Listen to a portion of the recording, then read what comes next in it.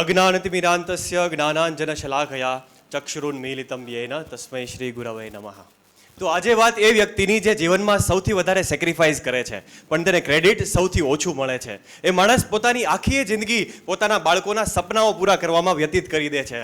એ માણસને કદાચ પોતાના માટે 500 રૂપિયાના ચપ્પલ લેવા હોય ને તો પણ 10 વાર વિચાર કરશે, પણ એના બાળકને કદાચ 5000ની વસ્તુની જરૂર હોય ને તો ભલે ખીચા ખાલી હોય ગમે ત્યાંથી ઉછીના પાછીના ભેગા કરીને એના બાળકની ઈચ્છા પૂરી કરશે. કે ગલે સે લગાતે નહીં મગર પ્યાર બહોત કરતે હૈ, खुद पहनते हैं कपड़े पुराने मगर हमें नए कपड़ों से तैयार करते हैं. ले लेते हैं सारी मुसीबतें अपने सर पर, हमें मुसीबतों से निकालने में वो पापा ही है जो पूरी जिंदगी निकाल देते हैं अपने बच्चों को पालने में. સાહેબ, પિતાજીનું વ્યક્તિત્વ એક એવું વ્યક્તિત્વ છે કે જેને બહુ ઓછું નોટિસ કરવામાં આવેલું છે. તમે જોયું હશે કે માતાના વિષય ઉપર ઘણા બધા સાહિત્યો, ઘણા પુસ્તકો અને ઘણા લેખો લખાયા છે, પણ પિતાના વિષય પર બહુ ઓછું લખાણું છે. કેમ? પિતાજીનું શું મહત્વ એક બાળકના જીવનમાં ઓછું હશે, એનું યોગદાન માતા કરતાં ઓછું હશે? ના સાહેબ, હું તો કહું છું કે માતા કરતાં પણ વધારે પિતાનું યોગદાન એક બાળકના જીવનમાં છે. કારણ કે માતા જો તમને 9 મહિના પેટમાં સાચવે છે ને તો પિતા તમને એનું પોતાનું પેટ કાપીને આખી જિંદગી સાચવે છે. એટલે કીધું છે कि जिसने कभी सुकून नहीं पाया वो बाप है, दिन रात जिसने खुद को जलाया वो बाप है. माँ ने खिलाई बड़े प्यार से बच्चों को रोटियां, माँ ने खिलाई बड़े प्यार से बच्चों को रोटियां, लेकिन रोटी कमा के लाया वो बाप है.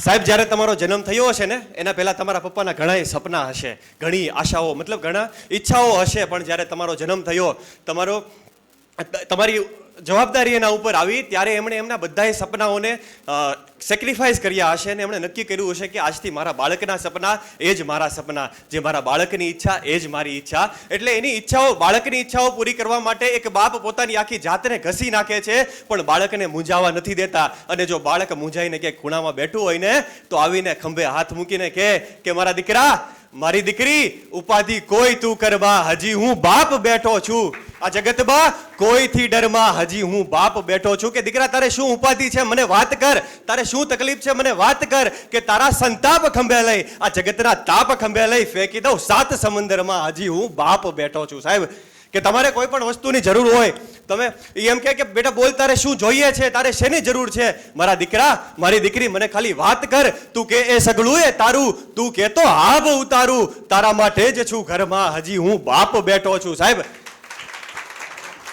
તમારાથી કાંઈ પણ નાની મોટી ભૂલ થઈ હોય કે કદાચ મોટામાં મોટી જીવનની ભૂલ થઈ ગઈ હશે ને તો એ ઘડીક તમને ખીજાશે, તમે રીસાશો, ઘડીક રોશો અને સાઈડમાં બેઠા હશો ને ત્યારે મનાવવા પણ એ જ વ્યક્તિ પહેલા આવશે કે મારા દીકરા, હાલ હવે જમી લે, જે થયું એ ભૂલી જા, કે બેટા તું રાજ રુદિયાનો, મારો અવાજ રુદિયાનો, મૂકું છું હાથ રે શિરે, હજી હું બાપ બેઠો છું. સાહેબ, આ વ્યક્તિત્વ છે બાપનું.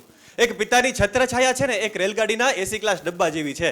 જ્યાં સુધી તમે અંદર બેઠા હશો ને ત્યાં સુધી તમને કોઈ તકલીફનો અહેસાસ નહીં થાય, પણ જ્યારે એનો સાથ છૂટશે, જ્યારે ડબ્બામાંથી બહાર નીકળવાનું થશે ત્યારે ખબર પડશે કે જગતમાં કેટલો તડકો છે અને રસ્તામાં કેટલા ખાડા છે. એટલા માટે હું તમને કહું છું કે તમારા પપ્પા જો કદાચ તમને ક્યારેક ખીજાતા હોય ને તો એને પોઝિટિવ લેજો, કારણ કે એ વ્યક્તિ તમને પ્રેમ કરે છે, એ તમારી ચિંતા કરે છે અને તમને આગળ જતા જોવા માંગે છે. એક માં હશે ને એ તમને કમરેથી તેડીને કહેશે કે દીકરા, જો જે દુનિયા મને દેખાય છે ને એ દુનિયા હું તને દેખાડું છું. પણ બાપ એક એવું વ્યક્તિત્વ છે કે તમને ખંભે બેસાડીને કહેશે કે દીકરા, જે દુનિયા મેં નથી જોઈને એ દુનિયા હું તને દેખાડું છું. માટે જ્યારે પપ્પા ખીજાય તો એને પોઝિટિવ લેજો. પણ હમણાં તો આપણે નવું શીખ્યા છીએ, પપ્પા કાંઈ કહે એટલે એમને ધમકી આપીએ કે મને કાંઈ કહેવાનું નહીં, નકર હું ઘર છોડી દઈશ, મને તમારે આમ નહીં કહેવાનું, નકર એ મજા નહીં આવે. આપણે ઘણું બધું વડકાઓ કરતા હોઈએ સામે, પણ આપણને ખબર નથી મિત્રો કે તમે એના પ્રેમને એની મજબૂરી સમજો છો, તમે એને મજબૂર કરો છો, એને લાચાર કરો છો. પણ તમે જ્યારે બાપ બનશો ને ત્યારે તમને ખબર પડશે કે તમે આ જગતનું કેવડું મોટું પાપ કર્યું છે. અને બહેનો, આ છે ને 14 થી 22 વર્ષની ઉંમર છે ને એ આકર્ષણની ઉંમર છે. એમાં કોઈના વર્ષ 2 વર્ષના આકર્ષણમાં આવીને આ 20 22 વર્ષના તમારા પપ્પાના પ્રેમને, એના આત્મસન્માનને બાળતા નહીં, કારણ કે જો એનું હૈયું બળશે ને તો આખી જિંદગી એનો તા તમને લાગશે.